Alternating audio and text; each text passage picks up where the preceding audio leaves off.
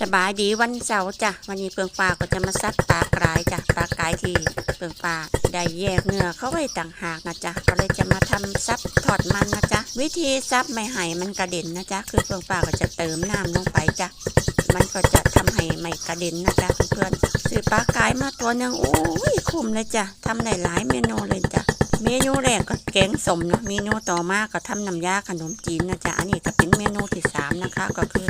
ทอดมันปลากรายจ้ะถ้าใครไม่สะดวกซับก็เอาไปใส่โถปั่นก็ได้นะจ๊ะเปลือกปลาก็จะเตรียมพริกแกงนะจ๊ะใส่พริกแกงผสมซีอิ๊วขาวนะคะแล้วก็ใส่ซอสปลาเขียวละจ้ะแล้วก็ใส่รสดีนะคะนี่